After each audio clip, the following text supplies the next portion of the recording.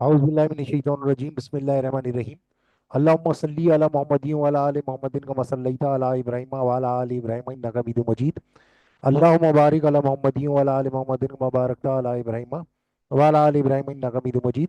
ये आज का हमारा प्रैक्टिकल जो है वो कुछ बच्चों को परेशानी हो रही है, वो आके पूछते हैं। पूछ लेने में खैर होती है। तो इसकी समझ में नहीं आ रहा था, एक बच्चा आ गया तो मैं बाकी स्टूडेंट्स की भी रहनुमाई के लिए ये मैंने रिकॉर्ड कर लिया है। ये पहले आपका प्रैक्टिकल था 26 प्रिंटिंग प्रेस के हवाले से। इसको हमने थोड़ा सा इस साल चेंज किया है। और चेंज करने के बाद ये अब जिस कंडीशन में आया है वो अब आपको दिखा देता हूँ मैं कि ये बेसिकली हमने अब चेंज कर लिया है।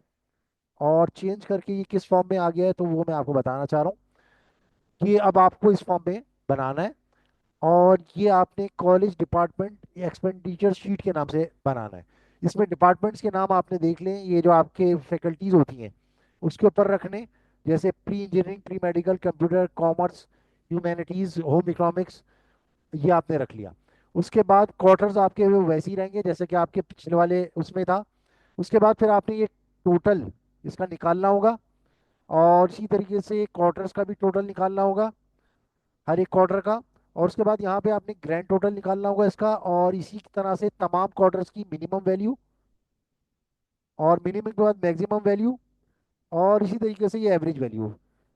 ये तमाम क्वार्टर्स की भी आप इस तरीके से निकालेंगे। और ये जो टोटल का कॉलम है, टोटल का ये जो कॉलम है इसके में भी ये तमाम चीज़ें आपने निकालनी होंगी।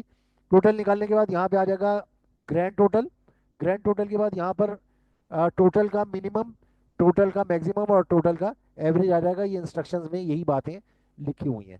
तो ये बेसिकली जो आपका ऑब्जेक्ट है, जो पहले आप प्रैक्टिकल करते रहे ये प्रिंटिंग प्रेस का, उसके हवाले से सेम वही चीज़ है। बस इसके अंदर हमने थोड़ी सी जो है वो चेंज लेके आए हैं नए ज़माने के हवाले से। तो आपको इसको इस तरीके से करना होगा। तो यकीनन आपको इसका ऑब्जेक्ट मिल गया होगा। बाकी जो आपको प्रोसीजर लिखना है वो आप इसी हिसाब से जो आप स्टेप्स लेंगे वही इसके बाद जो है प्रोसीजर यहाँ पे लिख देंगे। जैसे कि आपको इसके अंदर नज़र आ रहा है ये प्रोसीजर।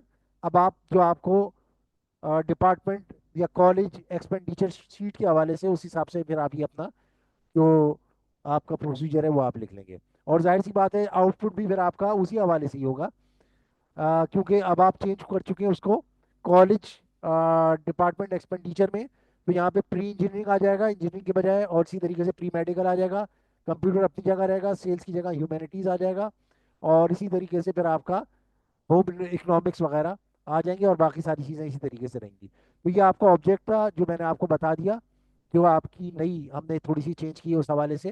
जो प्रैक्टिकल नंबर 26 था अब वो क्योंकि प्रैक्टिकल नंबर 16 हो चुका है, तो आपने उसको इस तरीके से करना होगा। बाकी भी प्रोजेक्ट्स के हवाले से, प्रैक्टिकल्स के हवाले से मैं आपको गाइडलाइन दे दूंगा, जिसको ज़रूरत होगी वो मैं बताता रहूँगा। गलत करने से बेहतर है कि आप उसको पूछ लें। तो आई होप कि आपको ये समझ में आया होगा। अस्सलाम वालेकुम वरहमतुल्लाहि वबरकातुहू।